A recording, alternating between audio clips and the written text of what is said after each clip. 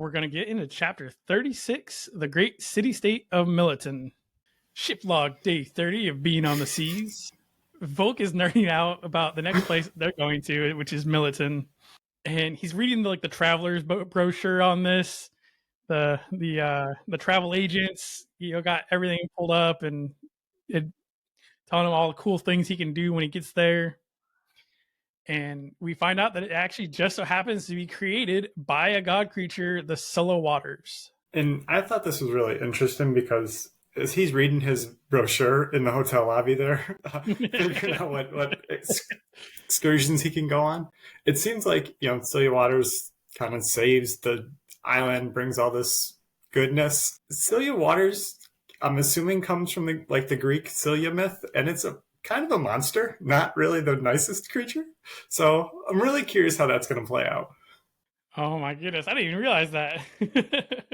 So Volke is on duty again, on guard duty with Riker at night, and he actually falls asleep during this. He's getting kind of complacent. I think the chair needs to be taken away. I know when I was in the Marine Corps and you fell asleep on duty or something like that, somebody come up behind you with a Sharpie and just draw a line across your neck and be like, yeah, you're dead now. So that's what I'm used to.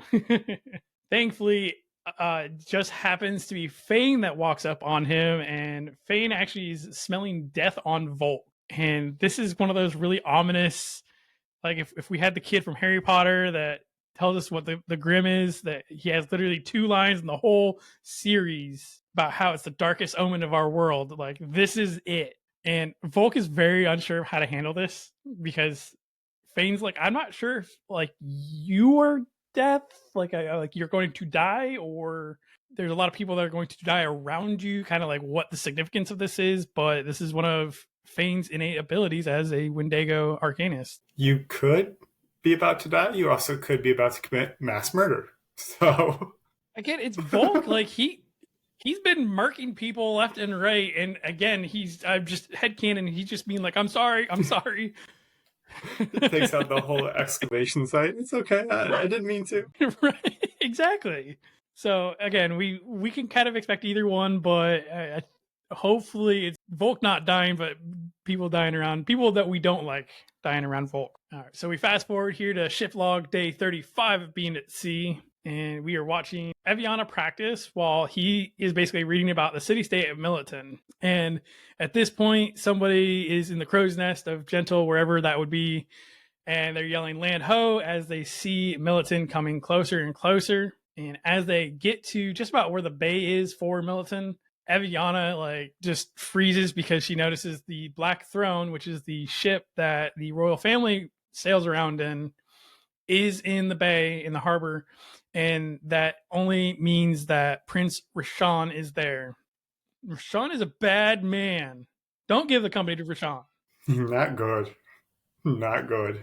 So before they exit the ship, I imagine the Guildmaster would probably do some kind of liberty brief about how you should conduct yourself while you're in town, and not getting super drunk and making a fool of yourself, making a dishonoring the name of the ship or the guild while you're in port, because they've just been on the ocean for 30 some days. So go a little stir crazy. She forgets about it. We do want to thank everybody for listening today, and that reminder that in about a month and some change, we got the Labyrinth Arcanist coming out on December 10th. And I assume future us is going to tell past us whether we have Nickel plushies in the future or not. So I'm going to be super excited to find that out. I know. I want my plushie. I do too. Eric, Scott, and I want to thank everyone for listening today. We post a new episode every Wednesday morning at 11 Eastern, 10 Central, and 8 Pacific Standard Time. We are on all podcasting platforms and are also on YouTube as well for video.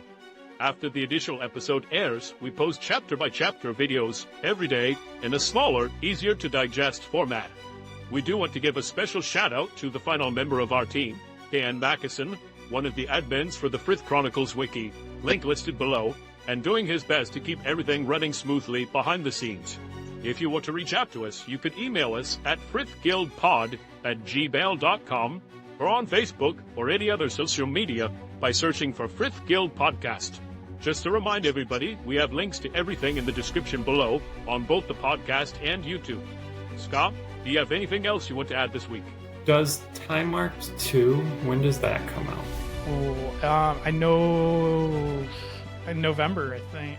It's like I'm trying to get to my notes as well. November 12th. Okay. So November 12th, we have a new Time Mark Warlock. I believe it's 24-hour Warlock, if I'm not mistaken on the title of it. And future me can tell past me if I'm right or wrong. Because time manipulation works. It works because it's Time Mark Warlock, so. It does. And it'll be good, too. I have no doubt about that. Yes.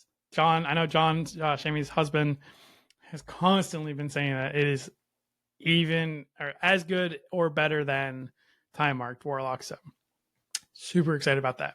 I think we'll catch you guys next week.